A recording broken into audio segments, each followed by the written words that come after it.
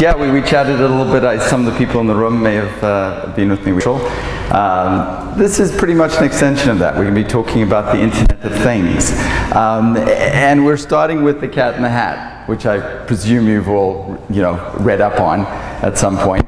The cat in the hat is an amazing story because it really is a very contemporary story.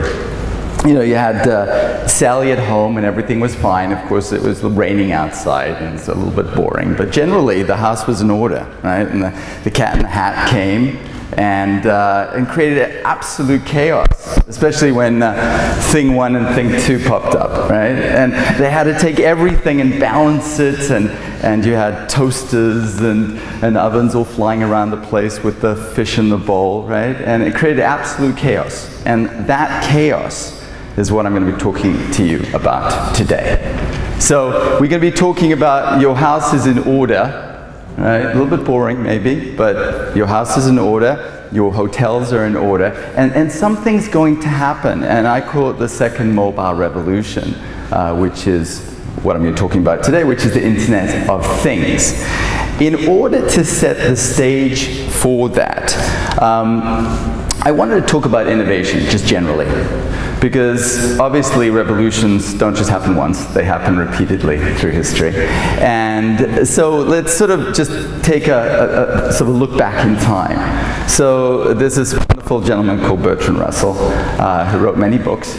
In 1912 he had an anecdote in one of his books, and he talked a bit about innovation. I'm also going to just sort of put a contemporary spin on that by speaking about Nassim Taleb, who wrote The Black Swan.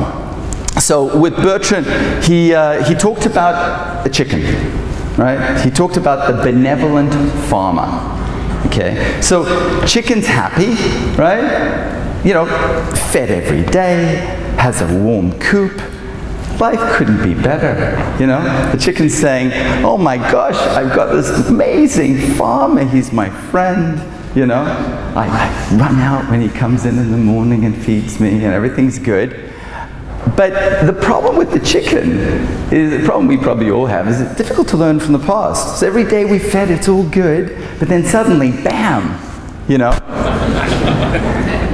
and life's not so good anymore. Right? That benevolent farmer is not so benevolent anymore. And so Nassim basically plays with that same theme. And he says, more in a contemporary sort of US context, you got the turkey.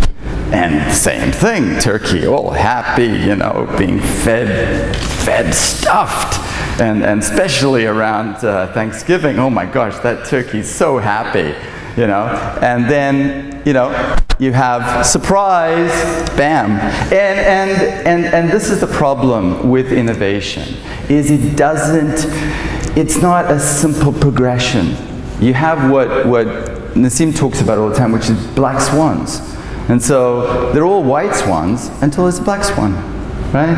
And it's difficult to learn from the past because usually we habituate that and it's all white swans, and so swans are white, and then bam, there's a black swan. And black swans, the problem with black swans, especially contemporary black technology swans, is they're happening at a faster and faster pace, right? So if you look at a chart of 50% penetration of technology, so 50% ownership, 50% usage in the US of technology over the last 100 years. And you can just follow the technology. Car took 84 years to reach 50% penetration. Aeroplanes, telephone, electricity, and then you get use of contemporary technologies and it's bam! And we know that, right? Because within our lives, technology has launched and we've gone, wow, look at that, and then suddenly it's ubiquitous, overnight. And so we're sitting here and we're saying innovation's happening, and it's happening so fast, how do I keep up? What do I invest in as a hotel? What do I invest in to keep up and be relevant and drive revenue and the big ROI, right? So what do I invest in? How do I justify that investment? And so you have these black swans, right? And they're happening so rapidly. And let's just take one sort of vertical, just sort of social. So you had, Google that popped up, and amazing. You go in there and use it ubiquitously. But Google didn't see the black swan, which was social within the internet, right? And so while it was,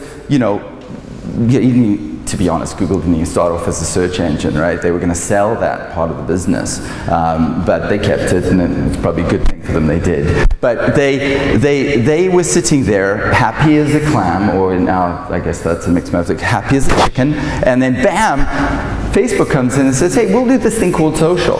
But then Facebook didn't realize that if they actually made that sort of social communication pithy and succinct, that they could develop a new channel, which was micro social content, micro content. And then, if Twitter had worked out that image blogging was so important to that, they could have layered in images earlier, owned what Instagram owns today. And then Instagram, if they just realized that if they had put a timestamp on those images, they could have been Snapchat, right?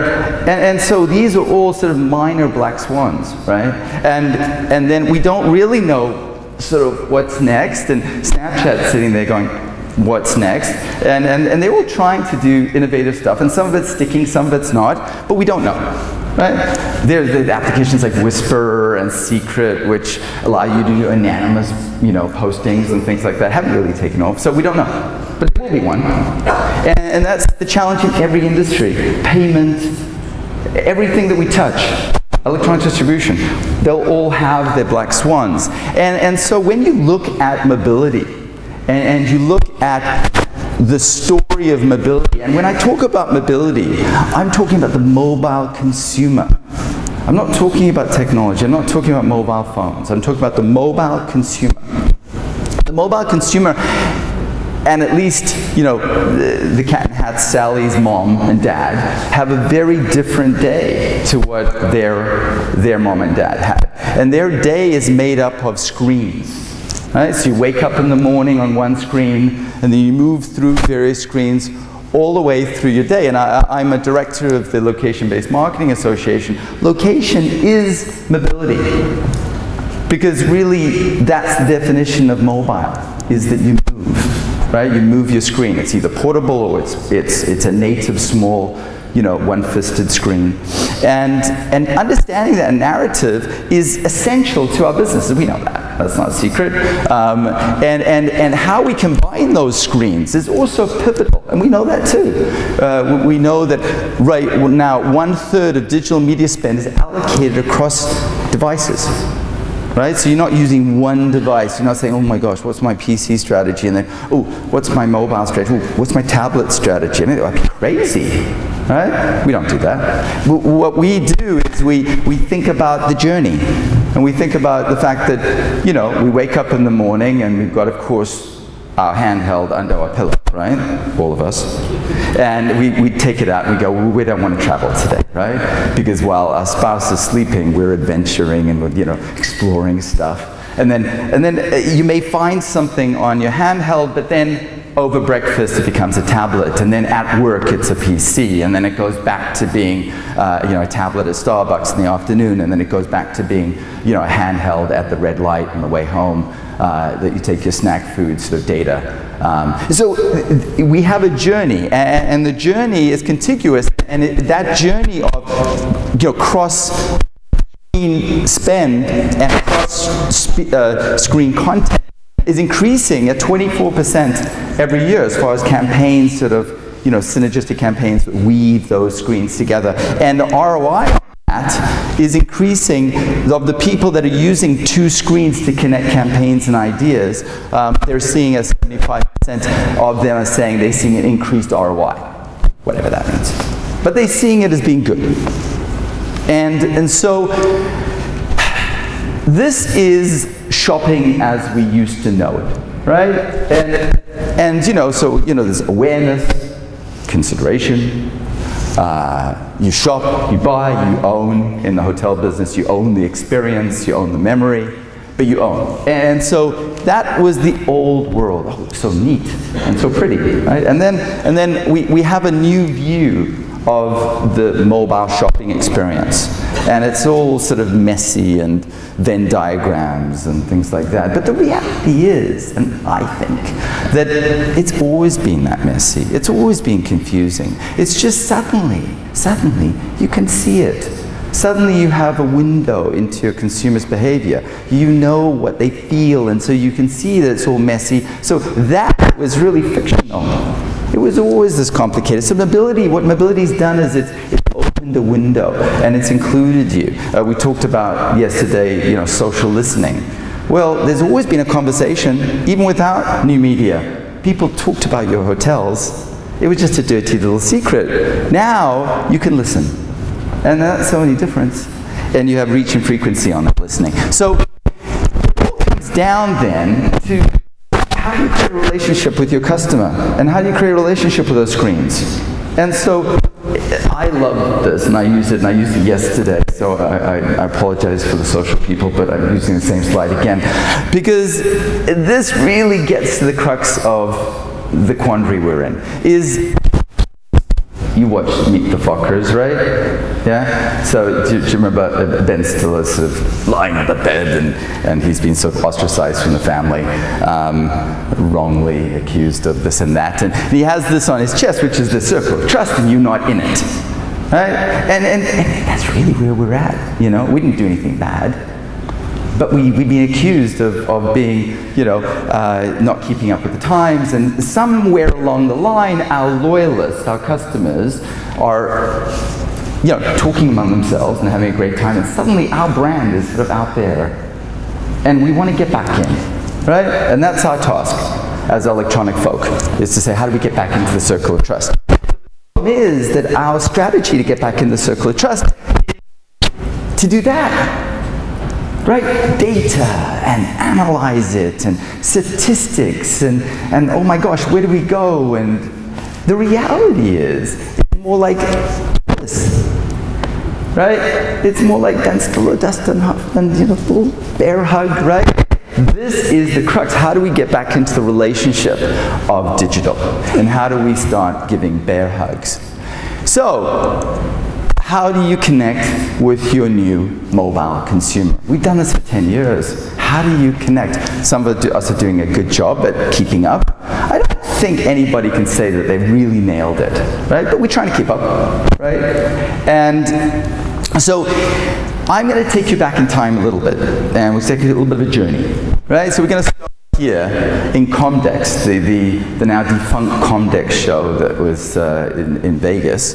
I think it was around 2001.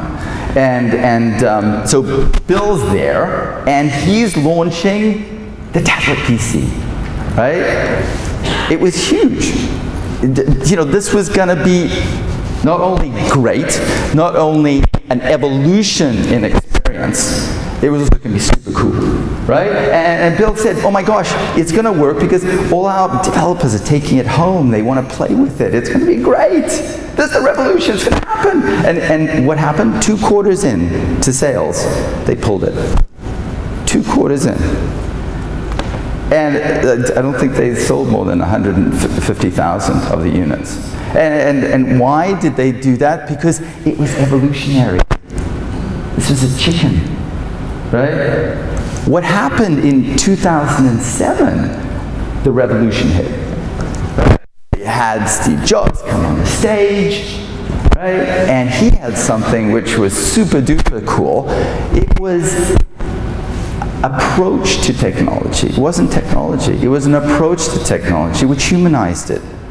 What really did he present in 2007? The technology was there. Compactive touch. You know, everything that was in that phone pretty much had been there since, I think, what was it, 1999, Andrew Shue got the patent on compactive touch, pinch and zoom, right? The ability to touch the screen and expand the screen and make all the technology seem as if it's part of the way you interact, humanize data. it was there as far as patents go. The year before, actually even the season before Christmas, because it was launched in spring, LG launched the Prada phone. And the Prada phone, well, as you can probably imagine, was nicely designed, and it had compactive touch. So everything was there. Why was this such a revolution, and Bill's technology is such an evolution? Why was this the black swan? Because he managed to avoid fixating on the technology and understood the consumer and how they engaged with data, how they engaged with technology. And so he delighted a whole bunch of folk, right? And so when you look at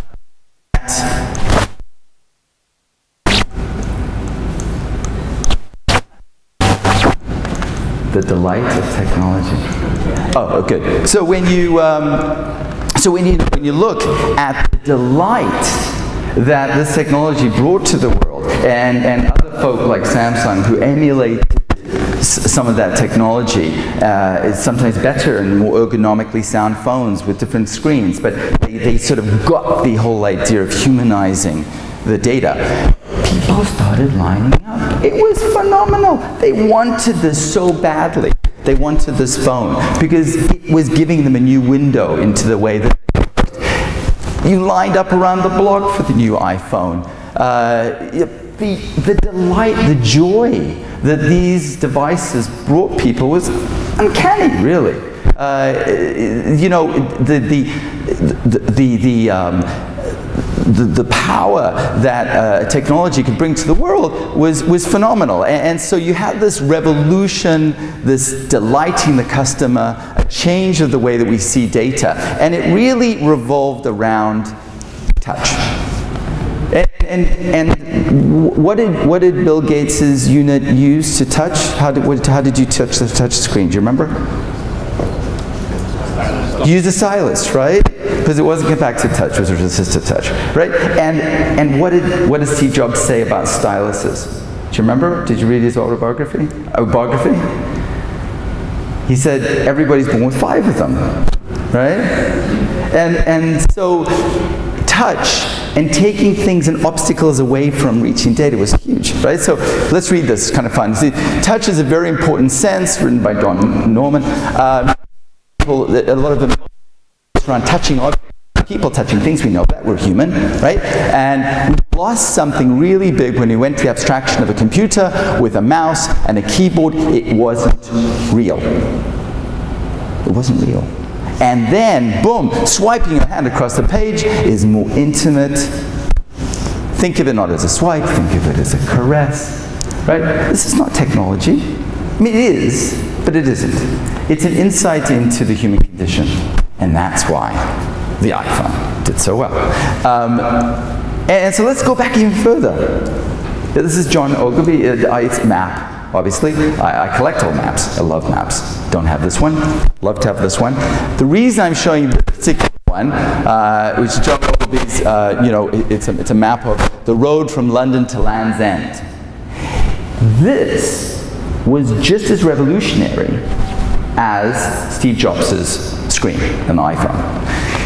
Why was it revolutionary? Because it had a huge insight. Maps until that point were, you know, areas of land. It was London, it was Land's End, it was the UK, it was France, it was Brussels. The insight he had is, well, people actually, what did they do with the maps? Well, what they really do with the maps, in most part, is go from one place to another. So he said, well, screw this idea of creating a map.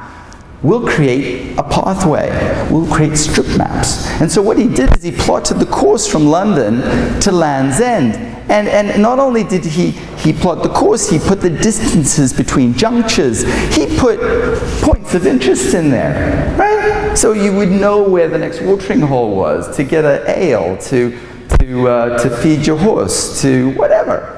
So this was the revolution. And then when you look back and you think, oh my gosh, horse and buggy took John Ogilvy's map, put it on the seat next to him, happy as a clam, went from London to Land's End. Great. Well, what happened over the centuries? We'll speed things up a bit. You got a Roadster in the 60s, stopped, you know, at the gas station, picked up a strip map. Not much different. Put it on the seat beside him, happy as a clam, got to know where the next diner was. Contemporary sedan. Okay, you can go to Google and you can print out a customized map and put it on the seat beside you. Really, this is evolutionary. This was the revolution. But suddenly, you could say, you know what? Don't want to go to Land's End. I want to turn left here. I want to adventure. I want to find out about things. It opened up things, and they weren't the constraints that there were before. And so, you know, in every single vertical, you have to understand that there are evolutionary blocks, stepping stones, and there are revolutionary ones. This is where I started out in mobile. I've been mobile far too long. I ran the first cross-carrier short code campaign in North America, you know, text messaging. I ran in, what, 2002 or something with a big brand there. A few years later, in Rome, in the Vatican, there was Benedict was about to be announced as the next pope. Everybody's waiting, right? Here's a scene from outside the Vatican. And what do you see here in the corner? One sort of lonely Nokia flip phone, right? Over here. And what's this little flip phone doing? It's taking a picture. It's not taking a picture. It's a Nokia flip phone. It's texting home to mom to say, I'm going to be late tonight, mom. Right? And then, a few years later, 8 to be exact, Francis came on the scene. Same square. A little bit different. Right? This is the revolution. This is the story I was telling in the beginning with that line. All these screens, and nobody's really there, right? Because actually they're just filming the screen and transmitting it to their circle of trust, right? You know, was I there? No, the screen looked good, you know. And this is where we stand. That was our hotel and our guest, and now this is our hotel guest. And the device has changed from the little flip phone. But when you think about it, has it really changed? There are more of them, more sizes, more ubiquitous.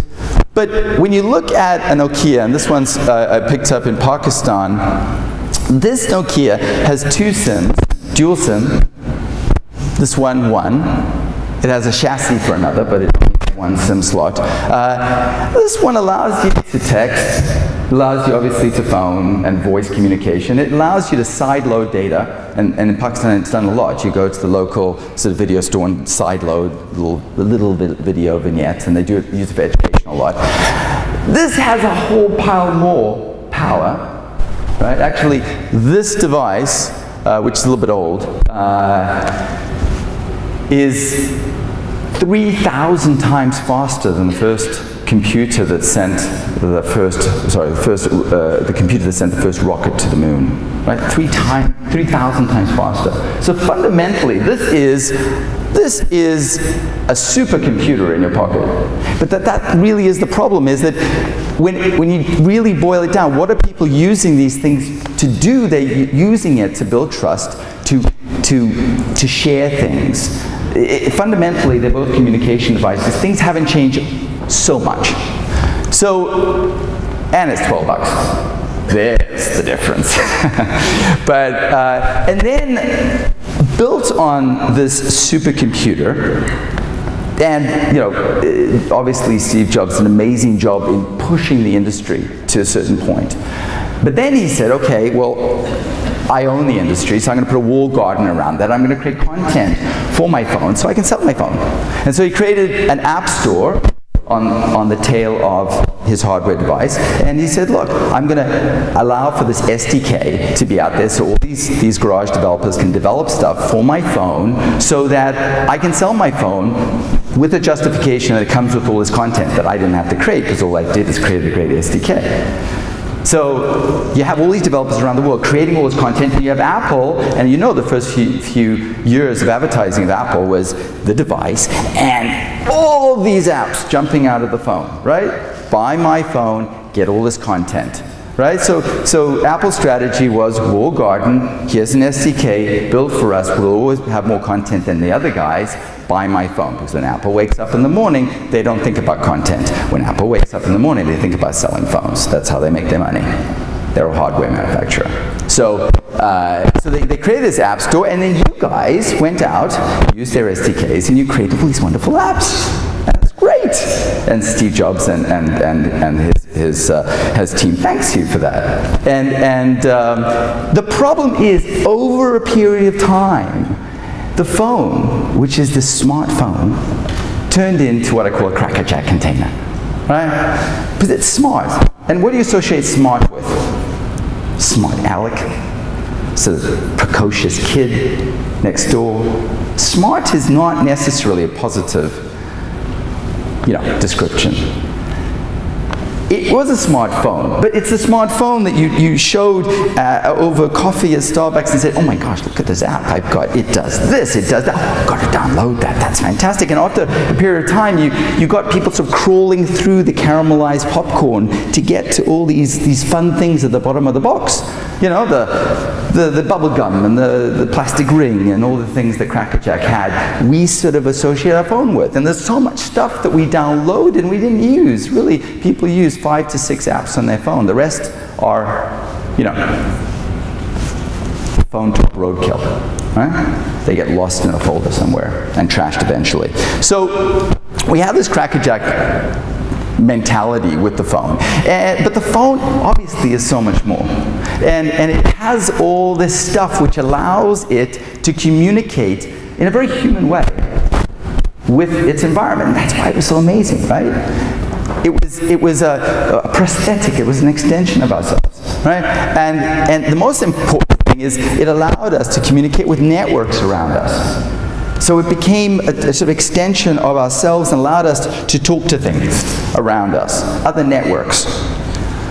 And then there's this guy called John Chambers, who's the CEO of Cisco. And earlier this year at CES, John Chambers stood up and said there's this new thing that's about to hit, and it's called the Internet of Everything.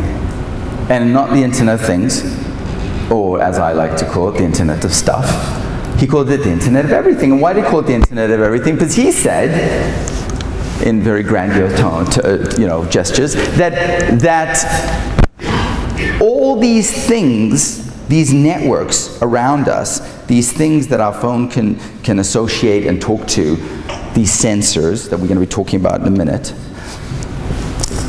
they need to be woven together, and there needs to be software to enable us to talk to these things that are appearing around us, that we can control.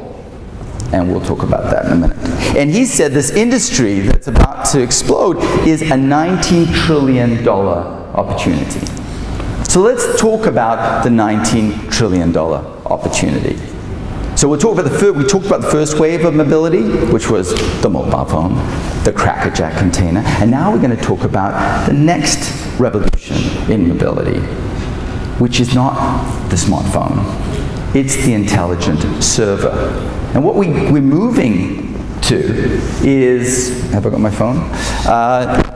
The phone less of it as a Crackerjack container and more as something which is in my pocket that I don't really have to take out, which basically is an extension of my profile and who I am, and it navigates intelligently so that I'm not nose to screen downloading the coolest little app and jumping onto my phone every few minutes, but somehow I now become connected through my device.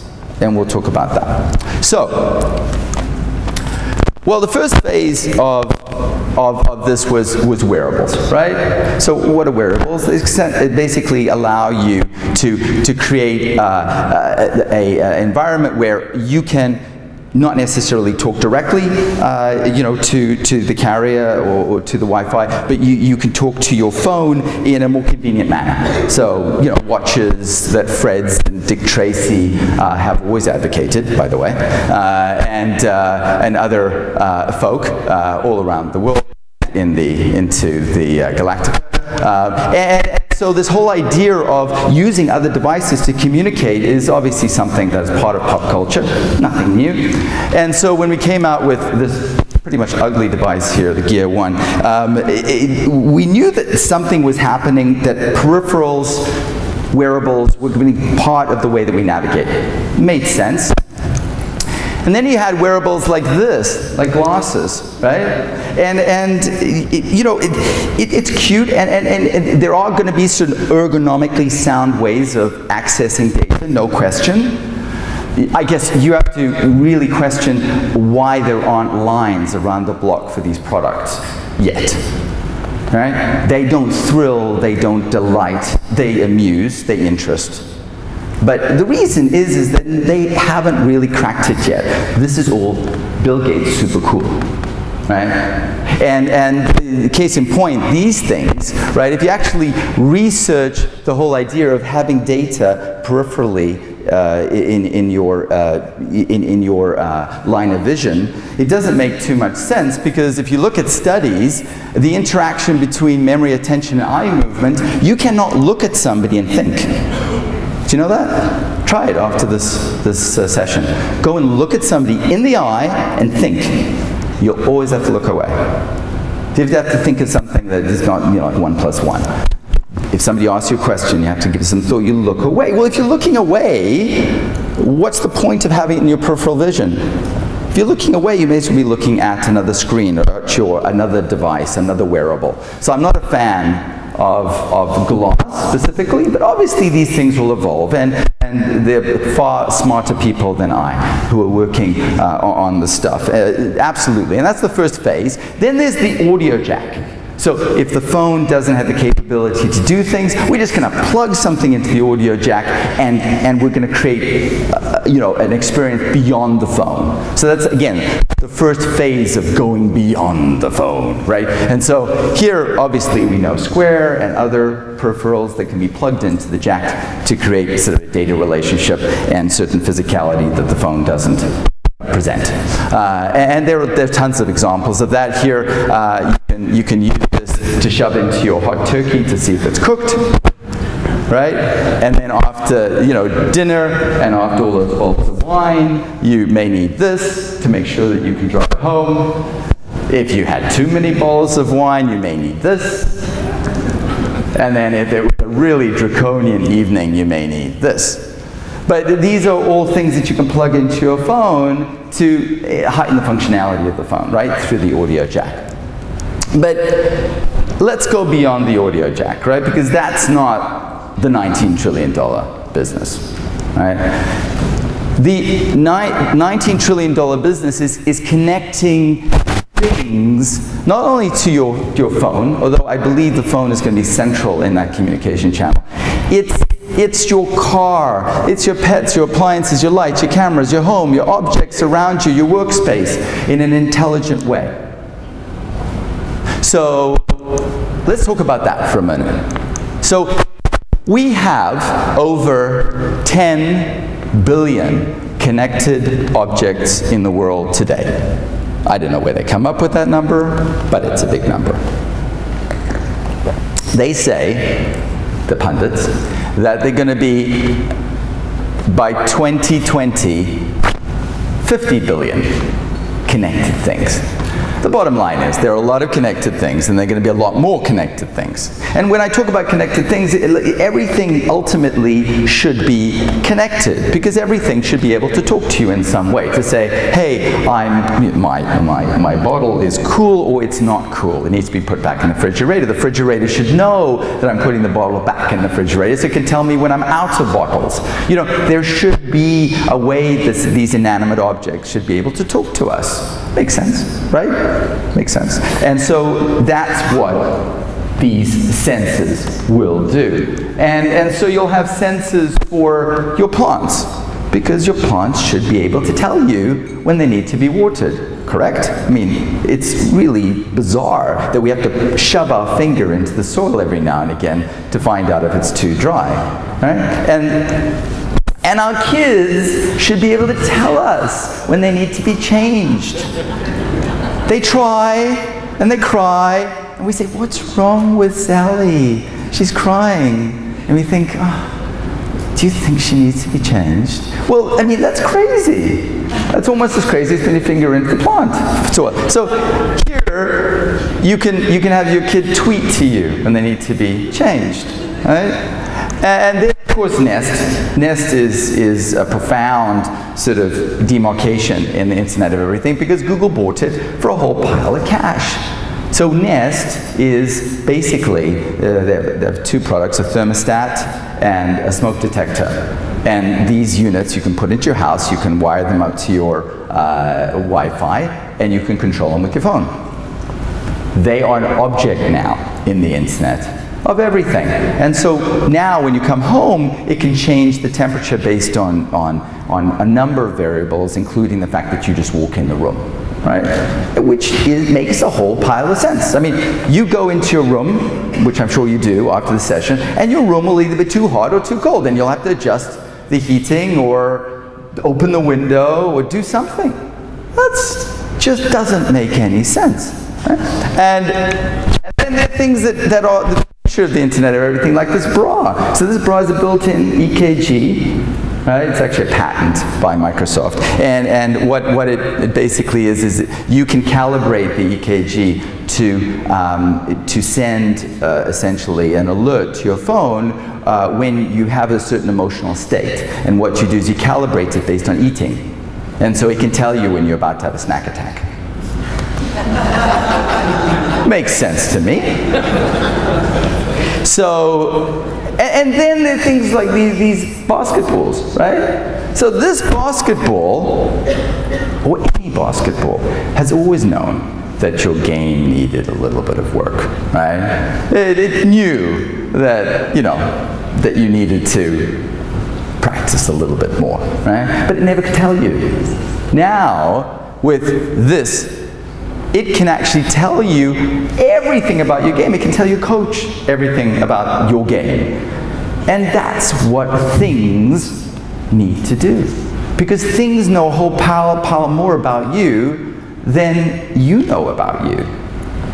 And everything should be animate. Everything should have a voice. And what the Internet of Everything does is it gives everything a voice. And so you get wonderful examples like this, and this is back in 2001 in India, where this gentleman, Mr. Sharma, developed a shoe which had sensors in it to allow people who were visually impaired to walk. And he adapted this device, and he put it into a prototype. And then more recently, and actually just this spring, he's coming out with this. And basically, you can put it into any shoe, and it talks to your phone through Bluetooth.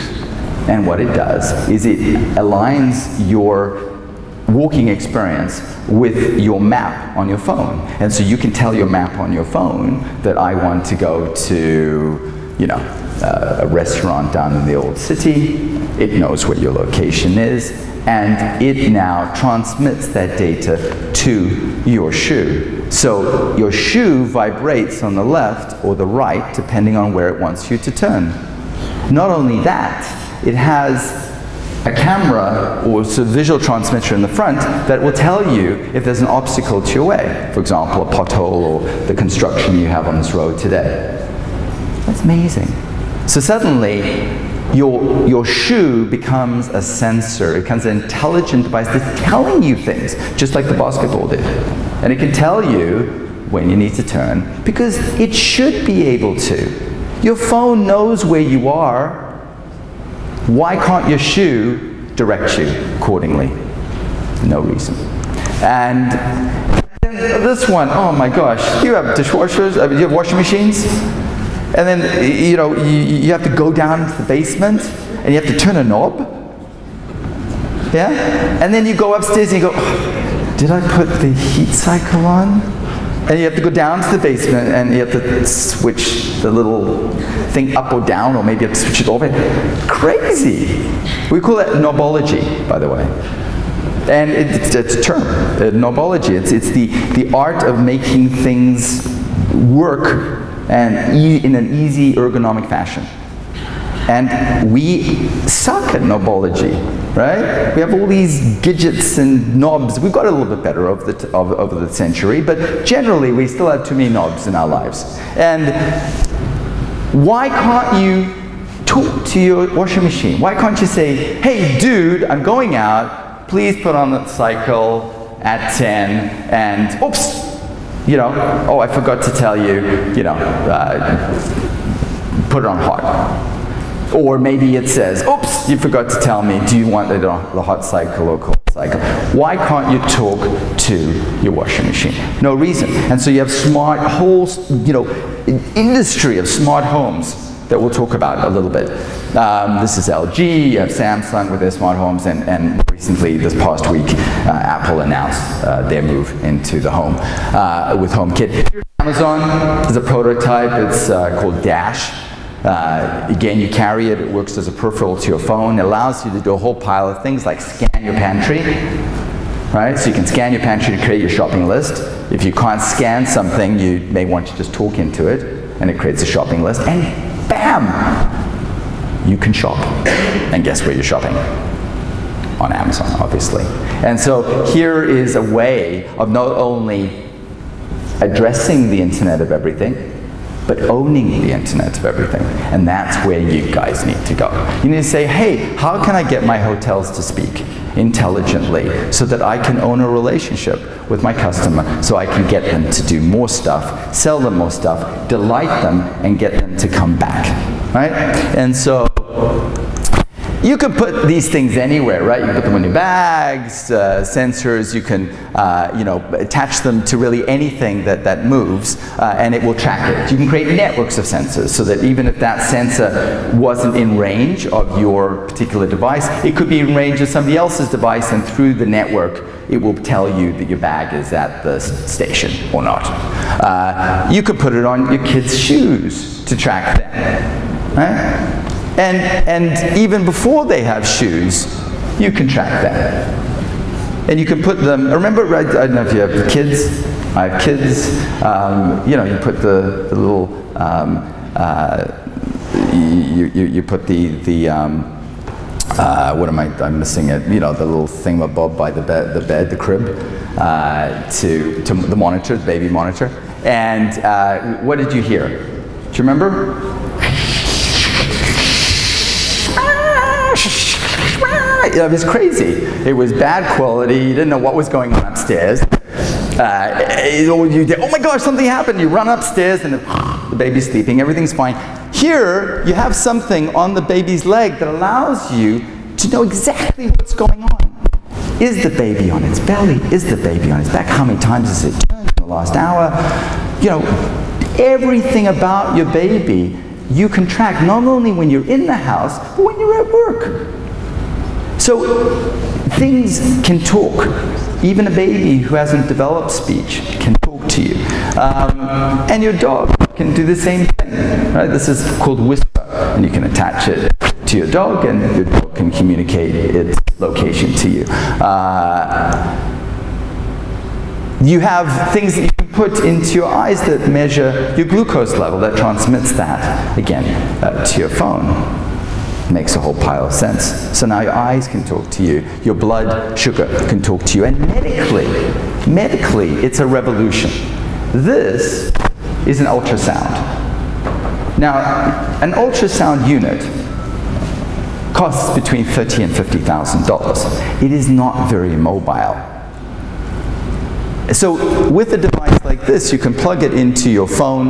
It has to be a Windows phone, because Windows phones are the only ones that can transmit the data that fast.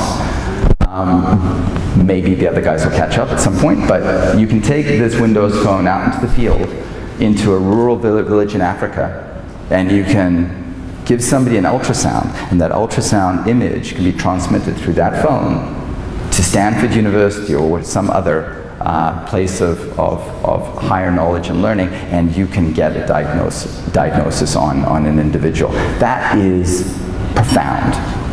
And so the idea of things talking in the medical space is huge. Here you can, a doctor can monitor how many pills you've taken, how many times you've opened your bottle. You can put glucose patches everywhere, not just into your eyes. You can have intelligent fibers in your clothes that tell you about your health, monitor your health. All that data, like tattoo skin patches or toilet urine analysis, all can be transmitted to your doctor remotely through your phone. Amazing.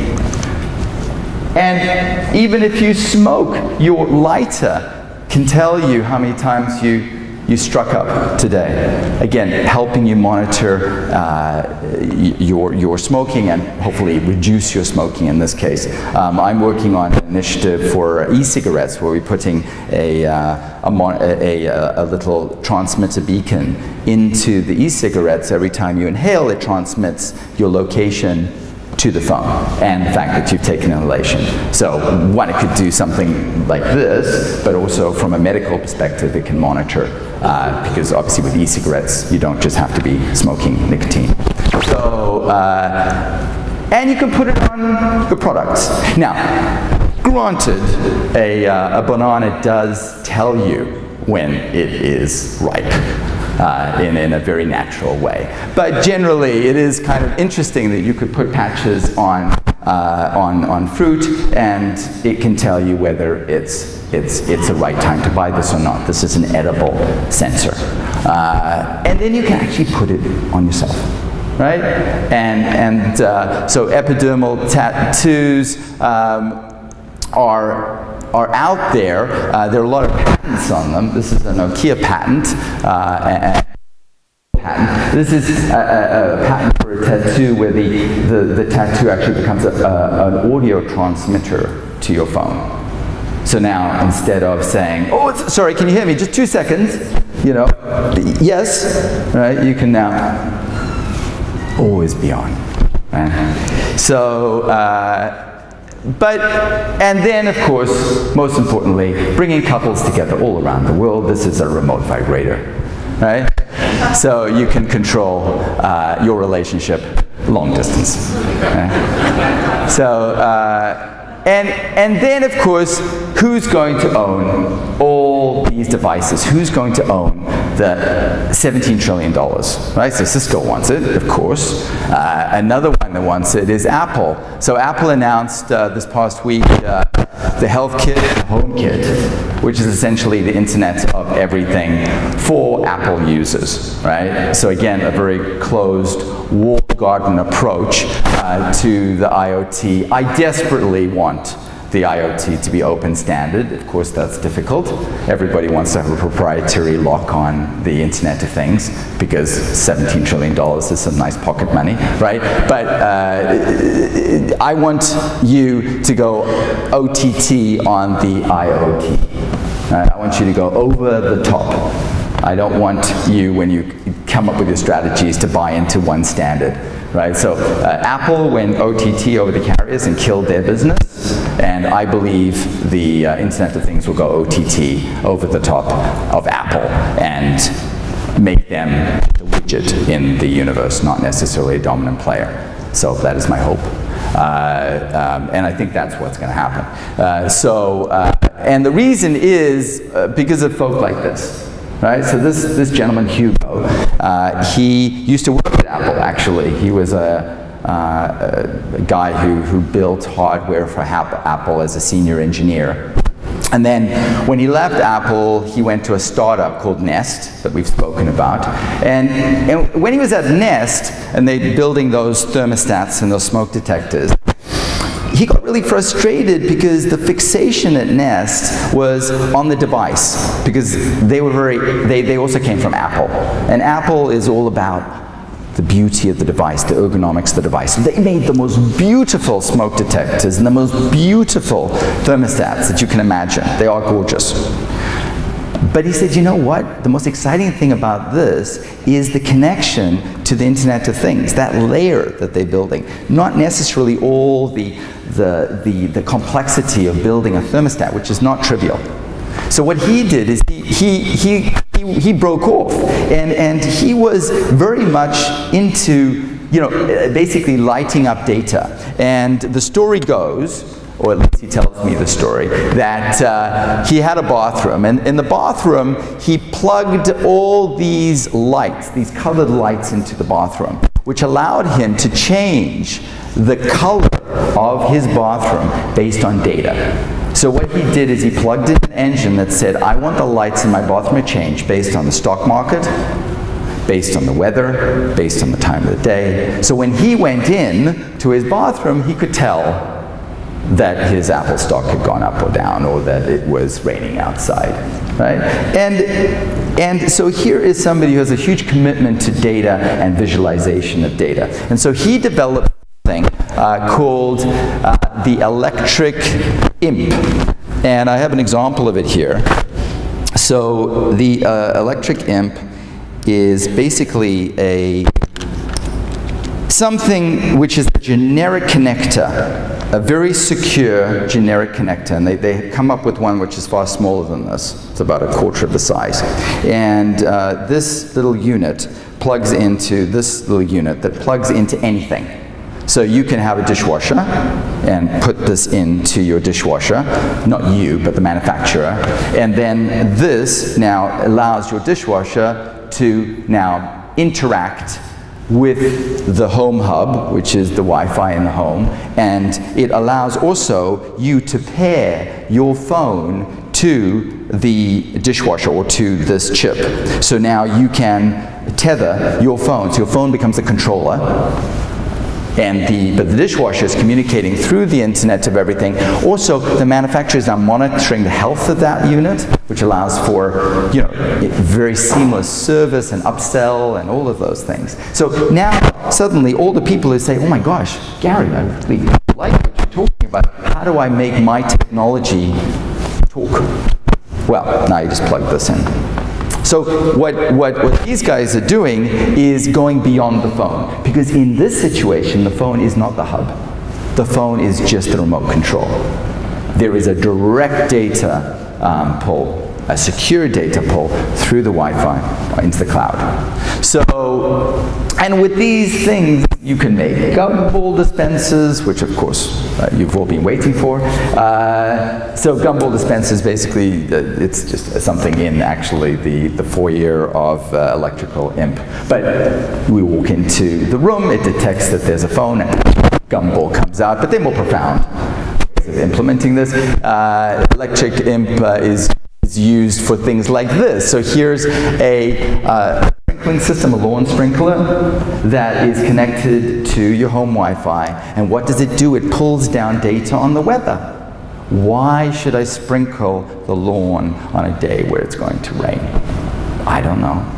Because I don't have a voice. I can't think. Well, now I can. So now your sprinkler can talk to you, you can talk back to it with data, and it can react intelligently. So really the thesis here is that there was this thing called the App Store, the digital App Store. And of course, we all bought into that vision of creating a digital app. There's another revolution happening, which is the physical App Store. And if you go into any Apple store, you will see the first sort of hesitating sort of steps towards the physical App Store. If you go to one, you'll see something like this, where you can buy something for your garage. Here's your Nest thermostat and smoke detectors, switch your electrical switches and whatnot. Just a handful. I can tell you within a year and a half of the Apple Store, half of the Galaxy Store will be physical apps that you're buying OTT on the handset manufacturers, but using them to control, using them to do certain things which are ergonomically sound, to light up the things around you. Yet your home, store, and a hotel should be the app. Stop fixating on making the app resident on your consumer's device. That's just drinking the Apple Kool-Aid. You don't have to make this incredible app on somebody's phone to be relevant. You've invested in your bricks and mortar. Make your bricks and mortar the app. Make your bricks and mortar, make your hotel smart, and enable the phone to be detected and turn on that smart. Make the phone the intelligent server so you can recognize when your guest comes in and act accordingly. Invest in what you've done from day one, which is making good hotels. Understand your guest here, not only in the cloud, not only on their phone. Okay. And so I think there's a fundamental shift, and things like this, which is, this is just a Wi-Fi hotspot, essentially. It's a wire mesh device. It's about $100 or under.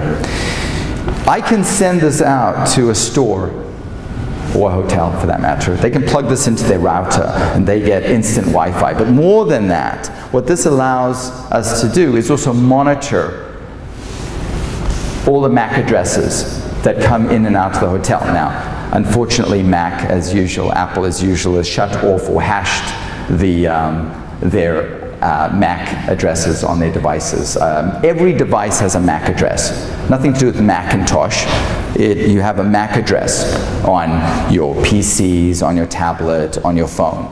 And when you come into range of Wi-Fi, it detects that, oh, I see a MAC address. You know, 411.854.88. We don't know who it is, but we know you're in range, and we know that it's a unique number. Apple's just hashed that because they don't want us to go OTT on them. But anyway, at this point, you can tell who's coming in and out of your hotel. But more importantly, forget about the anonymous analytics. When somebody comes onto your Wi-Fi, right now, what do? They're in your hotel, so you just want to remind them, so you give them your home page again, right? But what you should be doing is saying, hey, just like Starbucks, hey, thanks for jumping on our Wi-Fi. Please, give us your number, your phone number. Give us your email. I want to associate your phone number and your email with your MAC address. As soon as they associate their email or their phone number with their MAC address, suddenly you get to see them not only as a number, but as a person. Now, when they come into your hotel, you could have a profile, again, all opt-in.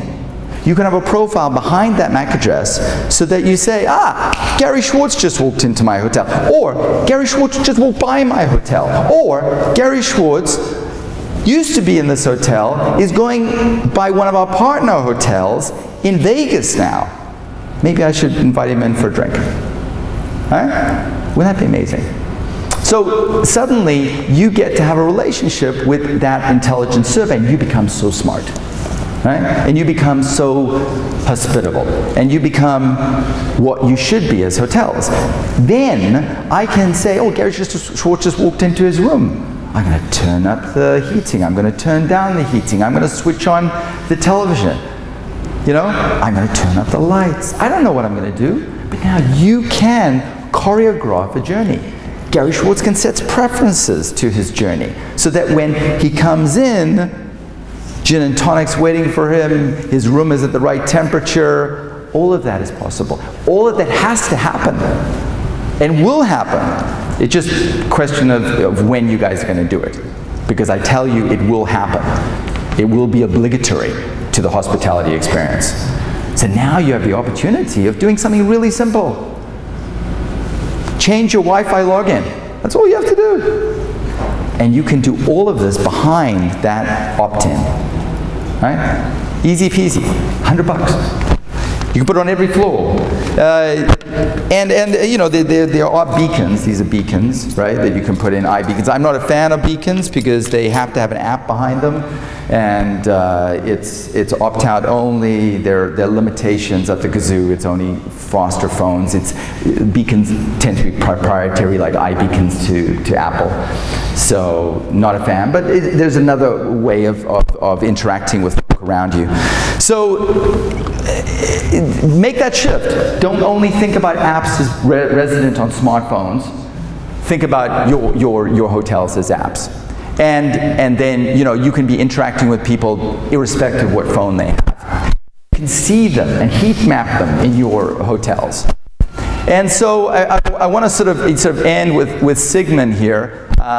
So Sigmund wrote a book called Civilization, and it's around 1903, a few years before Bertrand wrote his Chicken.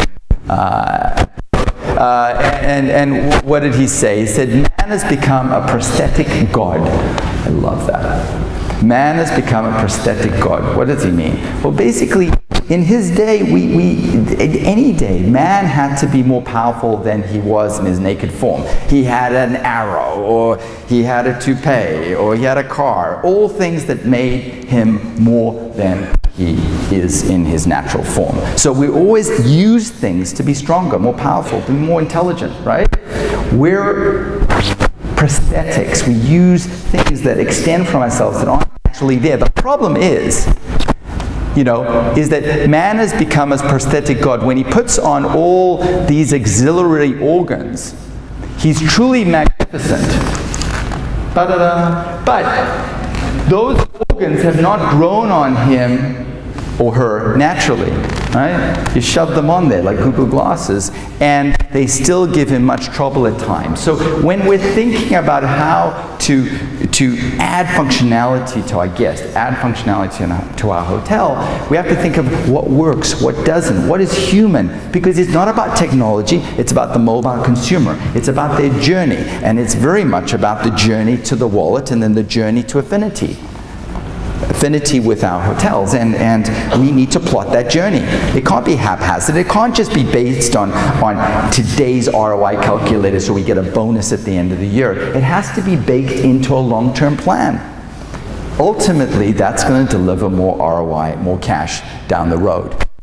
So the big thing here is when we look at what is the next revolution, maybe we just need to think about connecting things more fluidly. Maybe we have to think of what I term the digital Velcro. We talked in the beginning about connecting those screens, right? Now we have to connect more than screens. We have to connect all the things in our hotels. We have to connect it to our guests. We have to connect it to those experiences and to our CRM, to our opt-in, to our wallets. And the more we can connect seamlessly, the more fluid that journey is, the more we will delight our customers, the more revenue we will be able to drive.